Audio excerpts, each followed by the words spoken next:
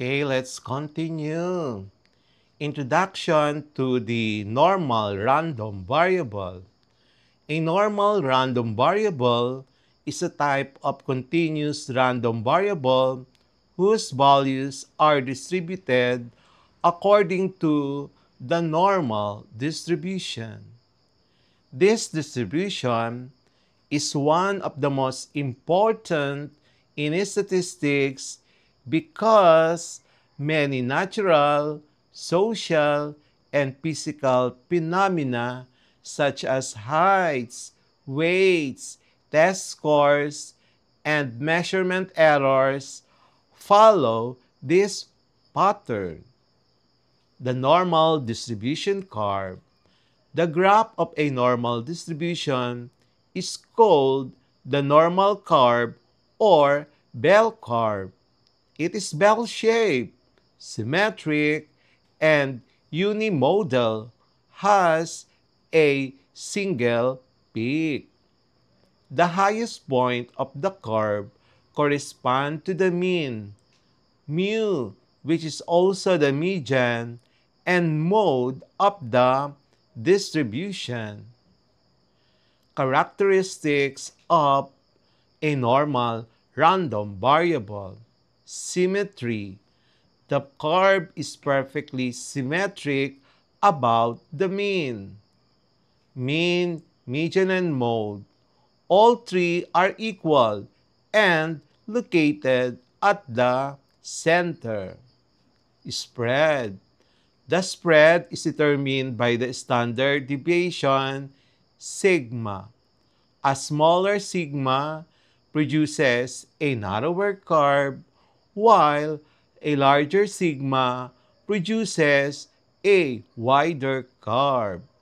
Tails.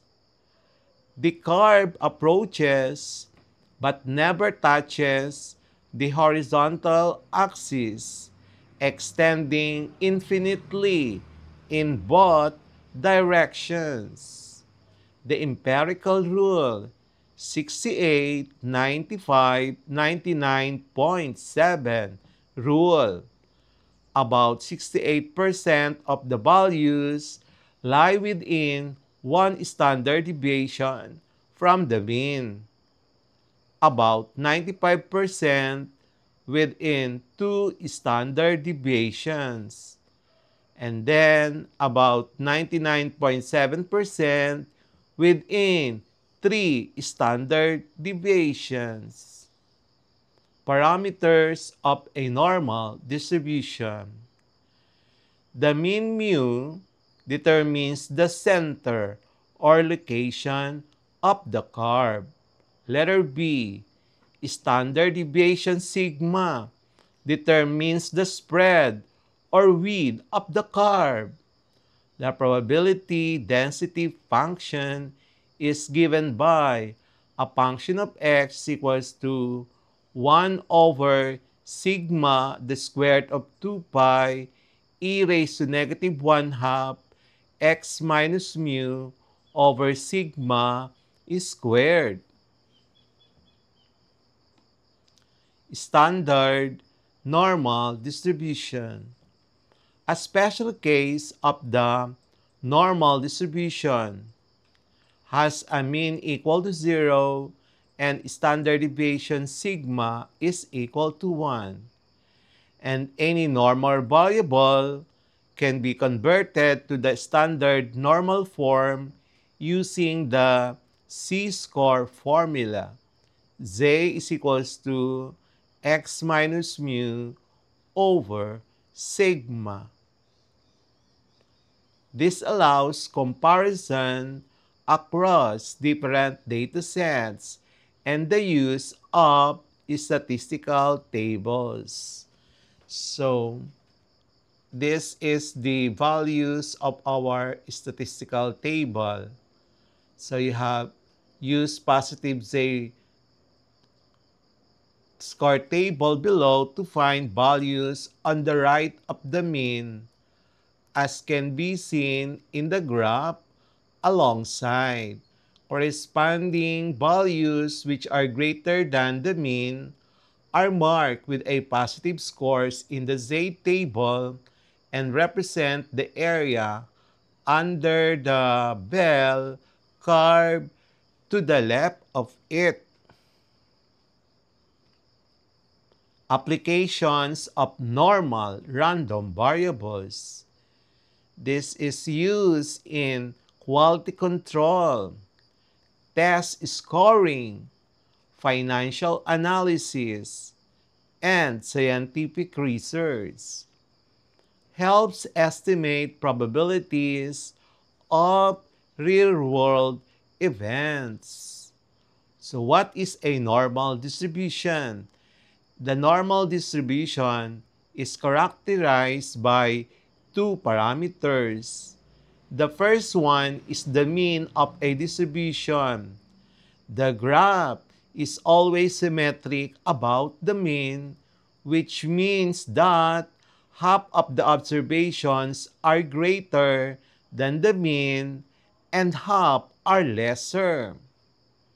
The second parameter of a normal distribution is the standard deviation, which determines the dispersion of data around the mean. If the standard deviation is large, then the data are more dispersed and vice versa.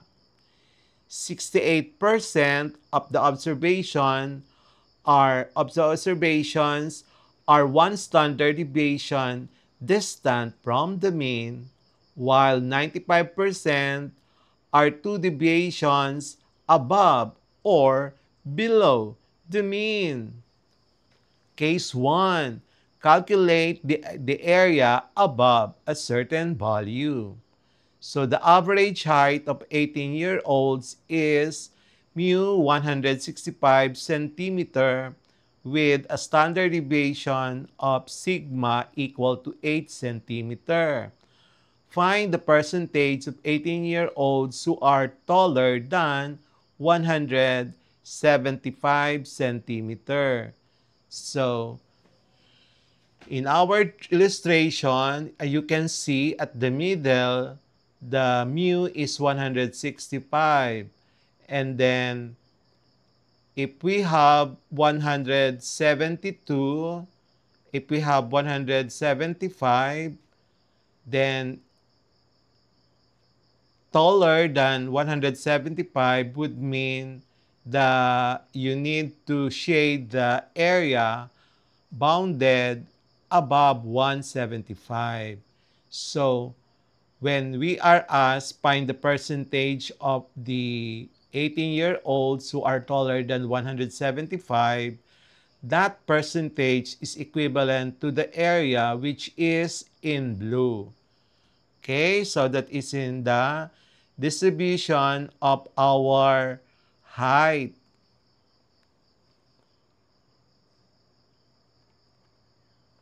So the z-score, so we are going to compute first for the equivalency score. Z-score is equal to x minus mu over the sigma. Substituting the value of z is 1.25.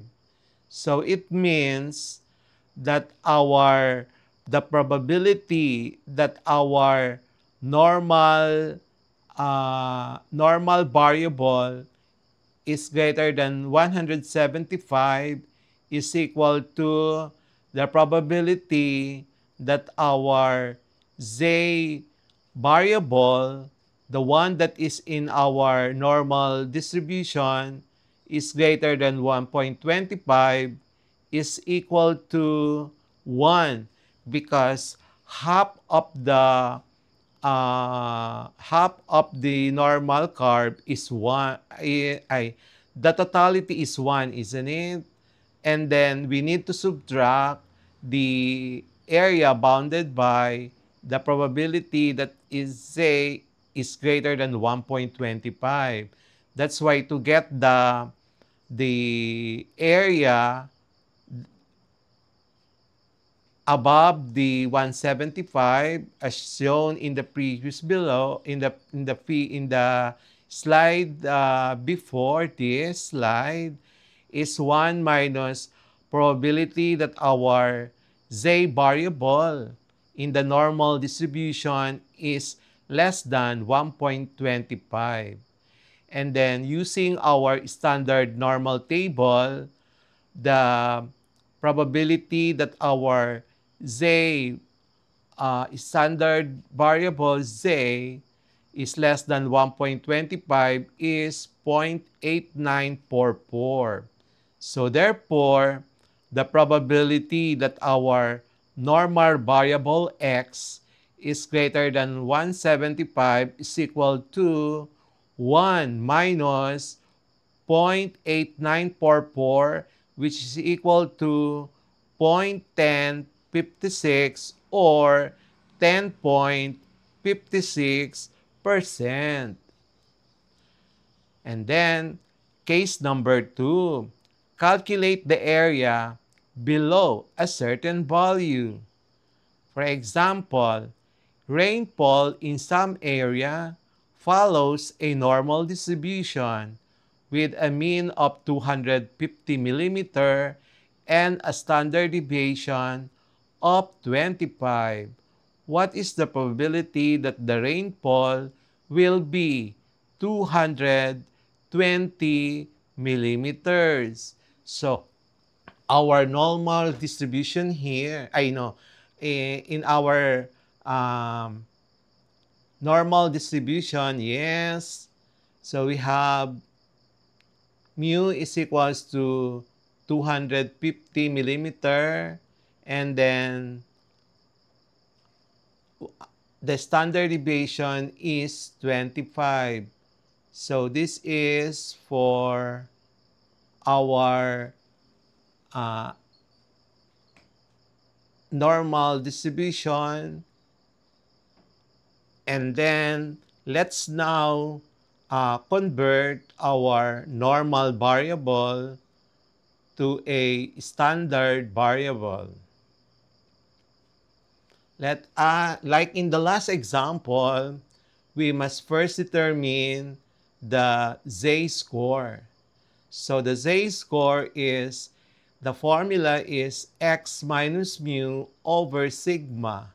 So 220 minus 250 over 25 is equal to negative 1.2.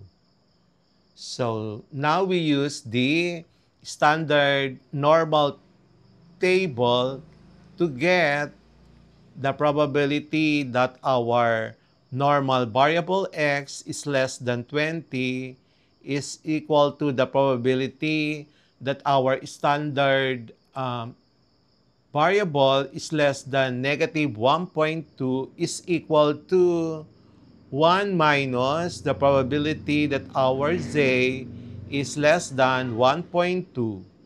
And from the table, we got it to be 0.8849. So substitute in that formula, that's 1 minus 0.8849, and the answer is 0.1151. Case number 3, find an area between two values. So IQ is normally distributed with a mean of 100 and standard normal deviation of 16. What percentage of people have an IQ between 80 and then 112? So notice that the area is between two values of 80 and then 112. And this is our normal distribution. When we go to our standard deviation, our mean will become 0, and then our standard deviation will become, we need to compute for the value of z here. So that is in our x distribution. Let's go now to our, we will have the next part of this lesson.